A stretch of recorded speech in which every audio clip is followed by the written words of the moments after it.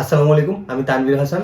তো গত কিছুদিন আগে আমি আমার ফেসবুক পেজ এবং ইউটিউব চ্যানেলে বুয়েটের অ্যাডমিশন এক্সামের যে এক্সাম হল এক্সপিরিয়েন্স রিলেটেড একটা ভিডিও আপলোড করেছিলাম।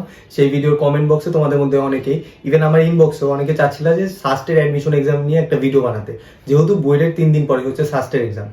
তো আমি যেহেতু সাস্টে এক্সাম দেই নেই, তো আমার সেই রিলেটেড তেমন কোনো ধারণাও নেই। তো আজকের ভিডিওতে আমার সাথে আছে আমার বন্ধু আবরিশাম ওয়াসিফ, যে 2024-25 সাস্টের ভর্তি পরীক্ষায় হচ্ছে প্রথম স্থান অর্জন করেছিল। তো আবরিশাম ওয়াসিফ হচ্ছে আজকে তোমাদেরকে সাস্টের অ্যাডমিশন এক্সাম রিলেটেড কিছু গাইডলাইন্স দিবে। তো আবরিশাম, তোমার ব্যাপারে কিছু বলো। হাই গাইজ, আমি তাবিশম আসিফ, আর আমি হচ্ছে তামিমের সাথে অনেক আগের থেকে চিনি, কারণ আমরা কলেজের ফ্রেন্ড, একসাথে বিশেষ মোহাম্মদ পাবলিক কলেজে পড়ছি, প্লাস আমরা বুয়েটের ট্রিপল ডিপার্টমেন্টে সেম ডিপার্টমেন্টে আছি। So that's that. তো আবরিশাম, আজকে তোকে হচ্ছে আমি কিছু যে জুনিয়ররা ফ্রিকুয়েন্টলি যে কোয়েশ্চেনগুলো আস করে সেগুলো হচ্ছে তোকে বলবো, তুই জাস্ট তাদের উদ্দেশ্যে অ্যান্সারগুলো দিবি। ওকে। তো শুরুতে যদি আমি কোয়েশ্চেন করি তোকে, যে তুই ফার্স্ট অ্যাডমিশন এক্সামের আগে যে 2-3 দিন, মানে ওরা বর্তমানে যে ফেজটা পার করতেছে, এই 2-3 দিন তুই কি করেছিলি সেটা নিয়ে তাদের একটু আইডিয়া নেই। সো আমার আসলে সাস্টে ভর্তি পরীক্ষা দেওয়ার প্ল্যান ছিল না, কারণ সাস্টে ভর্তি পরীক্ষা 2 দিন আগে বইয়ের রেজাল্ট দিয়ে দিয়েছিল। আমি লাস্ট মনে হয় বই টাচ করছি ডিউর এক্সাম, উইচ ওয়াজ অ্যারাউন্ড 15 তারিখ। সো 11-12 দিন হয়ে গেছে। সো সাস্টে পরীক্ষার দিন আর কি আমার একটা ফ্রেন্ড আমাকে পার্টিসিপেট করতেছিল যে আমার দিয়ে এক্সাম, আর আমার একটা খুব কাছের ফ্রেন্ড ও এক্সাম দিয়েছিল, ভাবলাম ওর সাথে যাই দিয়ে আসি। তাই ভাবলাম দেই। তো আমি কী করলাম, এক্সামের 2 ঘন্টা আগে নীলখাতে গিয়ে অ্যাডমিট কার্ড প্রিন্ট করেছি, দেন তিহারি খায় ডিউ কলা ভবনে এক্সাম দিতে গেছিলাম। তো যেমনটা তোমরা শুনলে যে আবরিশাম কিন্তু ওর কোনো ইচ্ছাই ছিল না সাস্টে এক্সাম দেওয়ার, যেহেতু আমাদের 26 তারিখ রাতে হচ্ছে বুয়েটের রেজাল্ট দিয়েছিল, আর সাস্টের এক্সাম ছিল 28 তারিখ, ফেব্রুয়ারির 28 তারিখ। তো ওর হচ্ছে মানে ইচ্ছা ছিল না, বাট ও হচ্ছে এক্সামের 1-2 ঘন্টা আগে অ্যাডমিট কার্ডটা প্রিন্ট করে জাস্ট এক্সাম দিতে চলে গেছে। তো এখান থেকে কিন্তু একটা পয়েন্ট তোমাদের সামনে আসলো যে ও কিন্তু এক্সামের টাইমে কোনো প্রকার প্রেশার নেয়নি। ও একবার চিল মাইন্ডে এক্সাম দিতে গিয়েছিল, আর এক্সামের জাস্ট কিছুক্ষণ আগে হচ্ছে অ্যাডমিট কার্ডটা প্রিন্ট করেছে। তো এখান থেকে একটা ধারণা পাচ্ছ যে চিল মাইন্ডে যদি এক্সাম দিতে পারো তাহলে অটোমেটিক্যালি এক্সাম কিন্তু ভালো হওয়ার একটা পসিবিলিটিস আছে। তো আবরিশাম, তোর কাছ থেকে তো শুনলাম যে এক্সামের আগে কি করেছিলি। এখন ওদের উদ্দেশ্যে বল যে এক্সাম হলে তুই কি কি ফেস করেছিলি, আর ওরাও হচ্ছে এক্সাম হলে কি কি ফেস করতে পারে। যেহেতু আমরা হচ্ছে 24 ব্যাচ, আমরা প্রথমবার হচ্ছে সাস্ট অ্যাডমিশন এক্সাম দিছি। এর আগে কিন্তু সাস্টের এক্সামটা গুচ্ছের আন্ডারে ছিল। তো আমরাই হচ্ছে বর্তমান টাইমে প্রথম ব্যাচ যারা আলাদা এক্সাম দিয়ে হচ্ছে সাস্টে ইয়ে করেছিলাম। তো এখন তুই ওদের উদ্দেশ্যে বল যে এক্সাম হলে তারা কি কি ফেস করতে পারে। সো এক্সাম হলে এক্সাম প্রেশারটা থাকবেই, মানে যাদের জন্য এক্সামটা অ্যাকচুয়ালি ম্যাটার করে ওদের জন্য এক্সাম প্রেশার থাকবেই। বাট আমার জন্য পার্সোনালি তো আসলে এক্সামটা ম্যাটার করতো না। সো আমার মধ্যে আসলে এক্সাম প্রেশার ছিল না। প্লাস আমার এক্সাম হলে স্যার আসছে মনে হয় 5 মিনিট আগে, ইউজুয়ালি স্যার 30 মিনিট আগে আসার কথা। সো আমি বসে বসে মেসেঞ্জারের ফ্রেন্ডের সাথে চ্যাট করছি আমি। বাকিরা যেমন বই নিয়ে আসছিল, বই পড়তেছিল, বা ফোনে পিডিএফ পড়তেছিল, আমি আসলে কোনো প্যারাই নেই। বাট যার জন্য ম্যাটার করে তার জন্য অবশ্যই প্যারা থাকবে। সো ওইভাবেই তোমার নিজেকে প্রিপেয়ার করে রাখো যাতে প্রেশারটা কম পড়ে, যত কম পড়বে তত ভালো।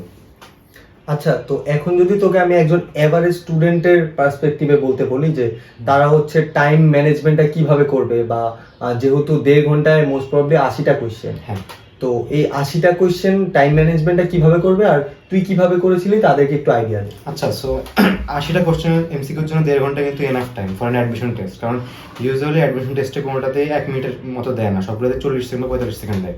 সো এখানে তুমি একটা অ্যাডভান্টেজ পাচ্ছ। প্লাস সাস্টের এক্সামগুলো আগে হচ্ছে ইঞ্জিনিয়ারিং স্ট্যান্ডার্ড হতো, বাট এখন আসলে অত হার্ড করে না, ভার্সিটি স্ট্যান্ডার্ডই পাওয়া। আর আমি যদি সাজেস্ট করতে চাই, আমি নিজে পার্সোনালি আমি ফিজিক্স, কেমিস্ট্রি, ম্যাথ আর ইংলিশ দেখাইছিলাম ইনস্টেড অফ বায়োলজি। আর যদি এমসিকিউর সিকোয়েন্স জানতে চাও, আমি ফার্স্ট ইংলিশ দেখাইছি, then chemistry, then physics, then math. কারণ হচ্ছে থিওরিটিক্যাল কোশ্চেনগুলো either hit or miss. So ওগুলোতে অ্যাকচুয়ালি তোমার টাইম নষ্ট হবে না। সো ওগুলো আগে দাগানোই বেটার, দেন লাস্টে তুমি ম্যাথ দাগাবা। আর অবভিয়াসলি কঠিন কোশ্চেনগুলো ছেড়ে দিবে, কারণ কঠিন কোশ্চেনগুলো যদি সময় নষ্ট করো তোমার অন্য ইজি এমসিকিউ ছেড়ে আসতেছে। আমি এমন অনেক দেখছি যে স্টুডেন্টরা ফুল কোশ্চেন পড়তে পারে না, অথচ আমি প্রত্যেকটা কোশ্চেন 3-4 বার সবগুলো কোশ্চেন রিডিং দিতে পারছি। কারণ হচ্ছে আমি কঠিন কোশ্চেনগুলো ছেড়ে দিচ্ছি আর ইজি কোশ্চেনগুলো ফার্স্ট টাইম সলভ করে ফেলছি। সো আমার অনেক অ্যাম্পল টাইম ছিল। এরকম অ্যাপ্রোচ নিলে আই থিঙ্ক তোমরা বেটার আউটকাম পাবো। আচ্ছা, তো আমার যতদূর মনে আসে তোর হচ্ছে সাস্টের মার্ক ছিল 72.8 আউট অফ 80, হ্যাঁ, আর 92.8 আউট অফ 100।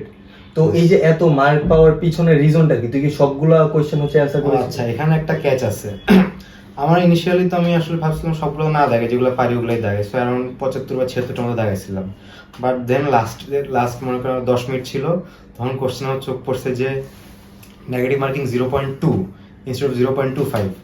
ভাবলাম এখানে যেহেতু রিস্ক কম, একটু গ্যাম্বেল নেওয়াই যায়, তা আমি করছি কি বাকি যেগুলোতে আমি মনে করো 50-50 ছিলাম, আর প্লাস যেগুলোতে মনে করো আনশিওর ছিলাম ওগুলো আমি দাগাই দিচ্ছি অলমোস্ট, মানে 80টার মধ্যে 80টাই দাগাই দিচ্ছি। বাট 80টার মধ্যে 80টা দাগানো actually not feasible for everyone. So আমি বাকি জন্য সাজেস্ট করবো যে যেগুলো তুমি অ্যাটলিস্ট 2টা অপশন লিমিট করে বাকি 2টার মধ্যে 50-50 আসো, আর যে কোনো একটার দিকে লিনিং হইতেছে যেটা অ্যান্সার হইতে পারে সেটা দাগাই দিবা, কারণ ওটা হওয়ার চান্স আছে তো 50-50। বাট অবভিয়াসলি যেগুলো 4টার মধ্যে তুমি একটা এলিমিনেট করো নেই ওগুলো দাগাবো না, ওগুলো 25% করে, সো ওগুলো ভুল যাওয়ার চান্স অনেক বেশি। সো এরকম অ্যাপ্রোচ নিলে আই থিঙ্ক এমসিতে তোমরা বেটার আউটকাম পাবে। আচ্ছা, আরেকটা কোশ্চেন, যে এখন হচ্ছে সাস্টের অ্যাডমিশন এক্সামে 2 থেকে 3 দিন বাকি, হ্যাঁ। তো এই মোমেন্টে কি তাদের নতুন কিছু পড়া উচিত হবে নাকি আগের জিনিসগুলো রিভাইজ দেওয়া উচিত হবে? এটা আসলে ডিপেন্ড করে যে তোমার প্রেপ কেমন। যদি তোমার প্রেপ এক্সট্রিমলি ভালো হয়, সব কিছু কাভার হয়ে যায়, দেন তুমি কিছু স্কিপ্ট কনসেপ্ট যেগুলো তুমি আগে পড়া নাই বা নতুন ওগুলো দেখে রাখতে পারো। বা যদি মনে করো তোমার প্রিপারেশন অ্যাভারেজ, তুমি করবা কি জাস্ট কোশ্চেনগুলো রিসেন্ট ইয়ারের কোশ্চেন দেখবা, আর হচ্ছে মেইনলি সূত্রগুলা রিভাইজ দিবা, আর ইম্পর্টেন্ট ম্যাথগুলো দেখবা, আর কিছু না। তো এখানে আরেকটা কথা চলে আসে যে তুই রিসেন্ট ইয়ারের কোয়েশ্চেনগুলো দেখতে বললি, কিন্তু রিসেন্ট ইয়ারে তো সাস্ট হচ্ছে গুচ্ছের আন্ডারে ছিল, হ্যাঁ। এই ক্ষেত্রে তাদের কোন কোয়েশ্চেনগুলো হচ্ছে দেখতে তাদের জিএসটি কোশ্চেন ব্যাংক দেখলেই হবে আই থিঙ্ক। জিএসটি স্ট্যান্ডার্ডে আসে হ্যাঁ। সাস্টে। Yes. আচ্ছা, ঠিক আছে।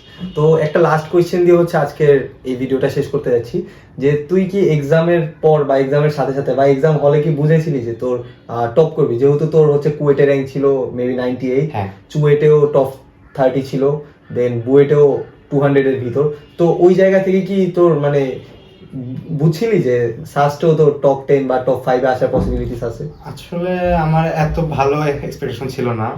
আমার যেহেতু এক্সামটা ভালো হয়েছে, সো আমি গেস করছিলাম টপ 100-এ থাকবো বা একটু বেটার, বাট ফার্স্ট অফ এটা আমার কোনো ভাবে আমি এক্সপেক্ট করিনি এটা।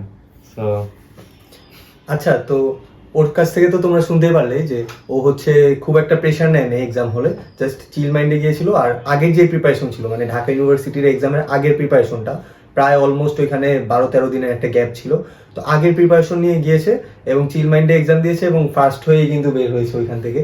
তো তোমাদের উদ্দেশ্যে একটা ইয়ে থাকবে যে তোমরা যা প্রেশার নেওয়ার এতদিনে নিয়ে নিছো, এখন লাস্টে 2-3 দিন আসলে প্রেশার নেওয়ার কোনো কাজ নাই। যে হচ্ছে অ্যাডমিশন ফেজে যত বেশি প্রেশার নেয়, অ্যাডমিশন এক্সামে তার প্রেশার তত বেশি কম থাকা উচিত, আমি পার্সোনালি মনে করি।